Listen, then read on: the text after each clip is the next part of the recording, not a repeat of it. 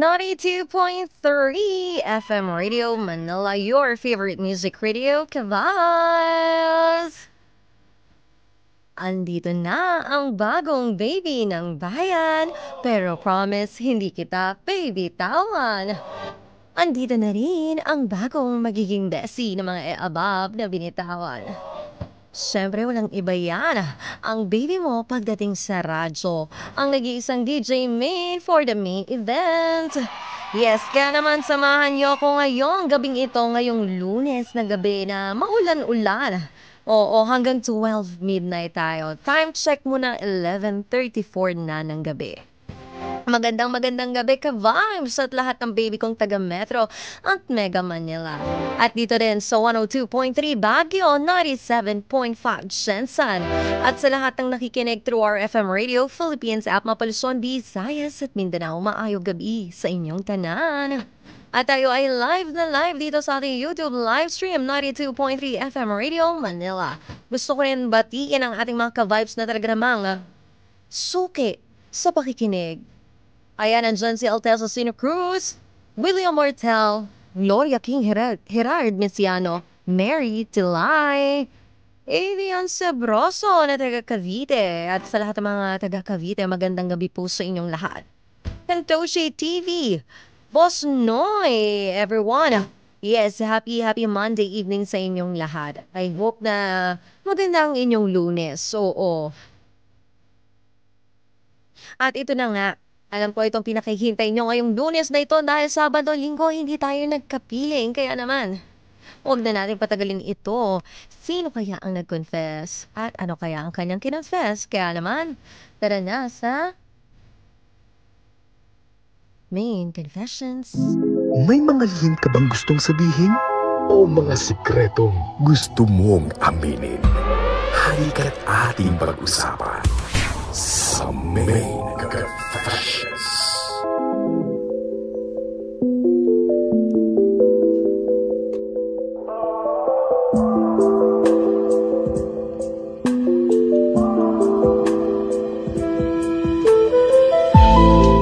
Oras na para ilahad ang lihim na dapat mabunyag. Kaya naman para sa ating main confession for tonight, basahin na natin ang ating letter sender na naglakas loob mag-share ng kanyang confession.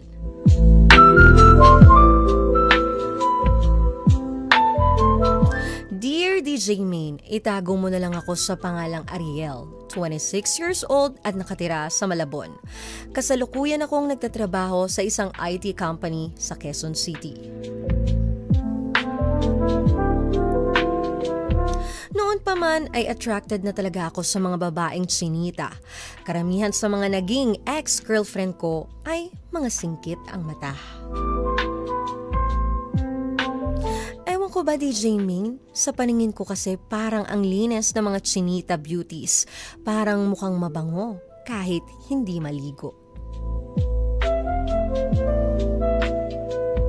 Isang araw, nagkaroon kami ng newly hired employee sa aming kumpanya. Itago na lang natin siya sa pangalang Erin. Fresh grad si Erin sa isang kilalang university sa Moraita. Mukhang inosente at batang-bata. At higit sa lahat, siya ay tsinita. Unang kita ko pa lang kay Erin ay na-attract agad ako sa kanya noong pinakilala siya sa akin. Siyempre, sa una ay mahiyain pa ako pero hindi nagtagal ay naging close na din kami. Narito ang aking confession, DJ Main. Naging magka-team kami ni Erin sa isang project. Dahil madalas kaming magkasama ay nagiging komportable na din kami sa isa't isa. Minsan ay nagkabiruan kami ni Erin. Ang simpleng biruan ay nauwi sa mga naughty jokes. Medyo pilyap din pala si Erin kahit bata pa.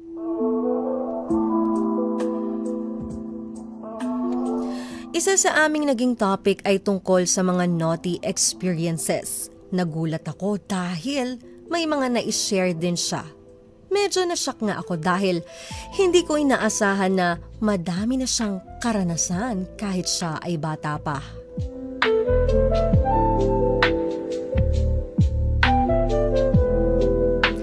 pagkakabiro ko sa kanya ay naisipan ko minsan na yayain siyang mag-check-in sa isang motel. Laking gulat ko nang pumayag siya. Yun na nga yata ang pinaka masarap na experience ko sa lahat ng nakasama ko sa motel. Maliban sa deed na aming ginawa ay nag-enjoy din naman ako na kasama siya dahil mabait at may sense din namang kausap. Hindi ko nga lang alam kung hanggang saan naabot itong aming situationship. Lumipas sa mga panahon at naging habit na namin ang pag-check-in sa mga motel. Naging suki na nga yata kami dahil sa dami ng aming mga napasok. Nung una, ang akala ko ay kasama lang sa kama ang habol ko sa kanya. Ngunit bigla ko na lang na-realize na nahuhulog na din ang damdamin ko kay Erin. Gusto ko na sanang lagyan ng label ang aming relasyon pero nag-aalala ako dahil baka hindi gusto ni Erin. Ano sa tingin mo ang dapat kong gawin, DJ Main? Maraming salamat at sana ay mabasa mo itong sulat ko. From Ariel of Malabon.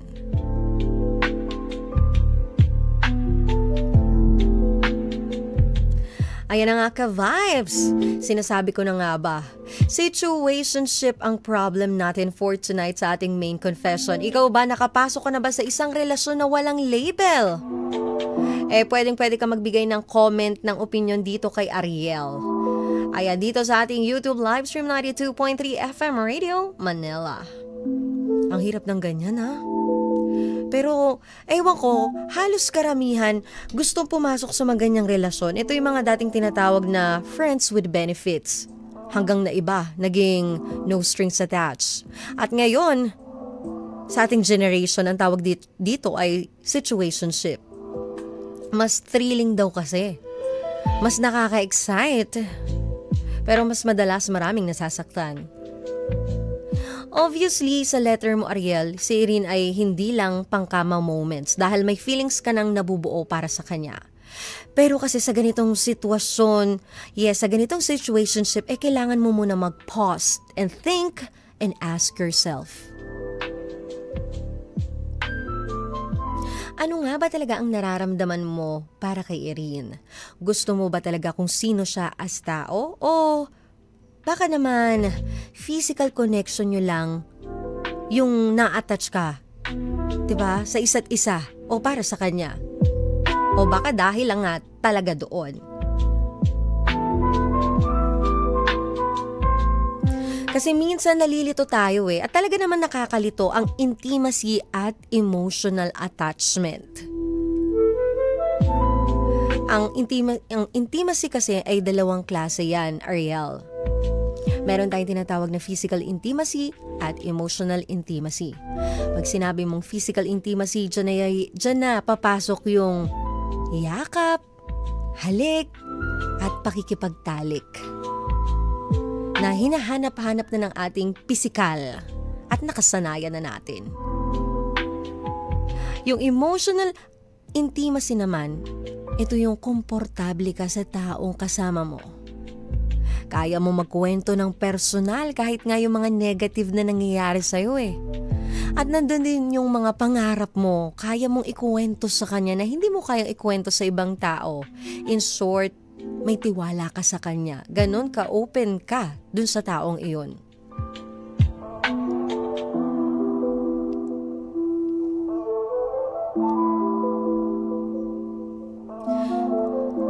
Ayan, emotional attachment,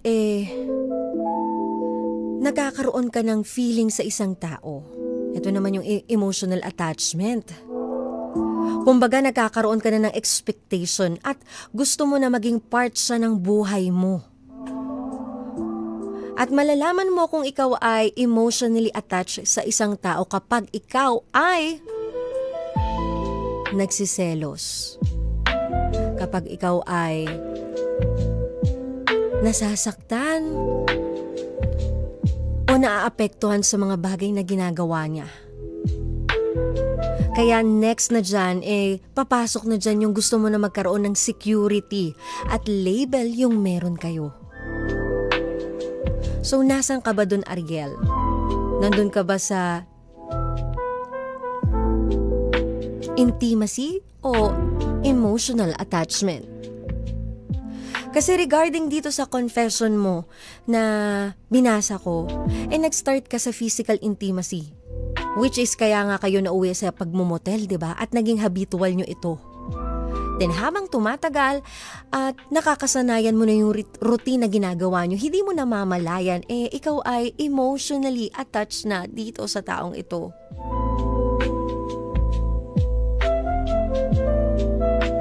Ito sabi nga ni Kantoshi TV, kung gusto mo lagyan ng label at kailangan mo siyang kausapin o mag-usap kayong dalawa.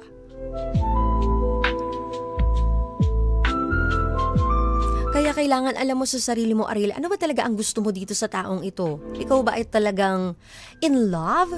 May love talaga? O just for parausan lang? Kasi may thrill?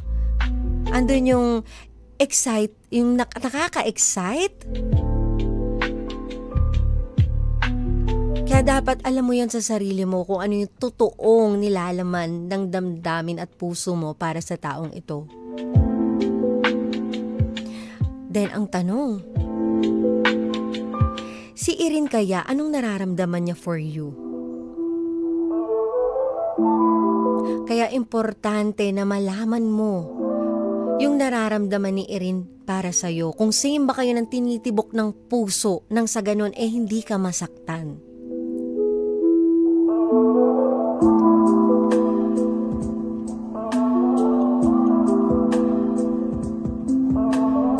Ito nga sabi ni Boss Noy, man up pare, sabihin mo sa kanya yung nararamdaman mo bago pa mahuli ang lahat at mapunta siya sa iba.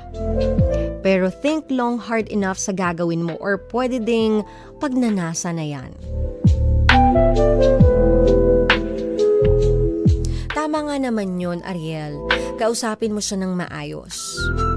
Kasi hindi enough yung puro motel lang ang basehan ng connections nyo para sa isa't isa. At wag kang mag-a-assume. Mas maganda tanungin mo siya kung ano talaga yung nararamdaman niya for you. What if? Same pala kayo. Di sayang.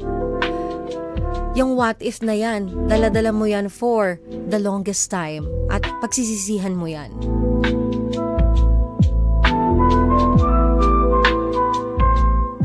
Then i-open up mo sa kanya yung feelings mo para kay Erin. Huwag ka nang mahiya. Kasi sinimulan mo nga ito nang hindi ka nahihiya, di ba?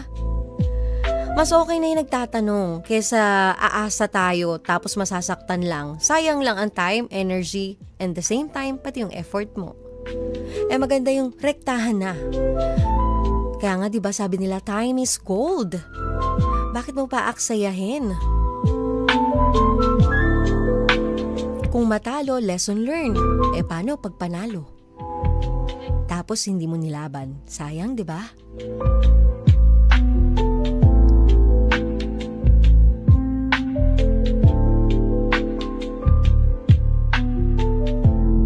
Sabi nga ni William Mortal dito, at least may feelings yung tao para sa kanya, mapalad siya.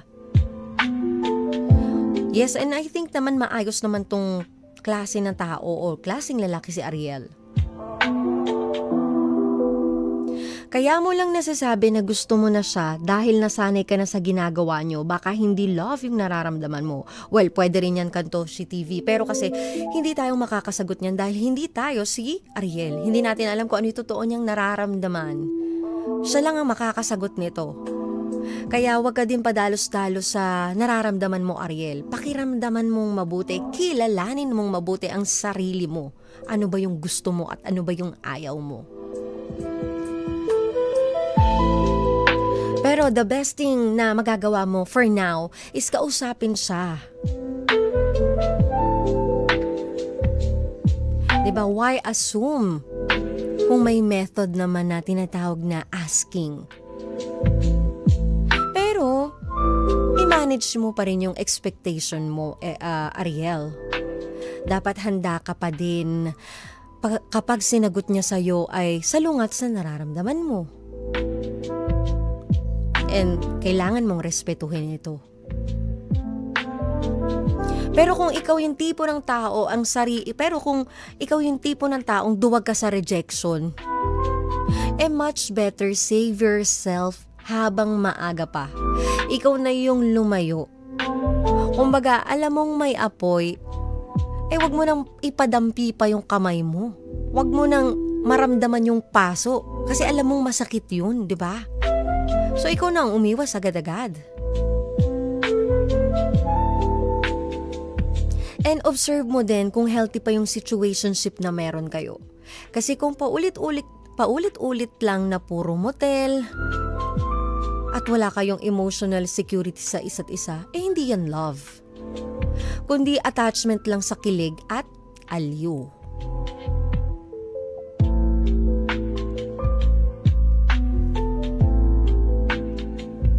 Walang masama sa pag-fall sa taong naging malapit sa'yo o sa atin.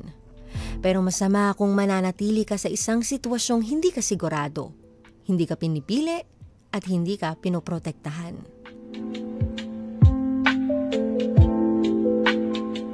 Kung gusto mo bigyan ng direksyon ito, Ariel, dapat ikaw ang maunang magsabi ng totoo.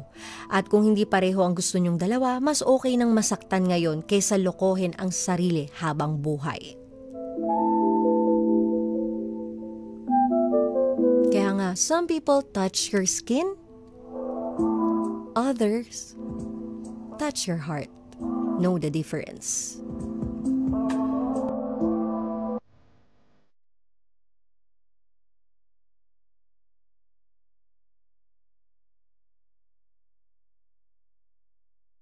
Grabe, no?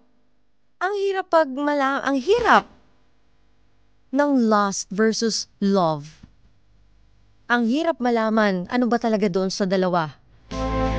Ang nararamdaman ko o nararamdaman nitong taong ito para sa akin. Pero pag mahal ka ng isang tao, tatanggapin ka niya ng buong buo, ng may respeto, at willing siyang baguhin ang sarili niya dahil gusto niya yon para sa'yo.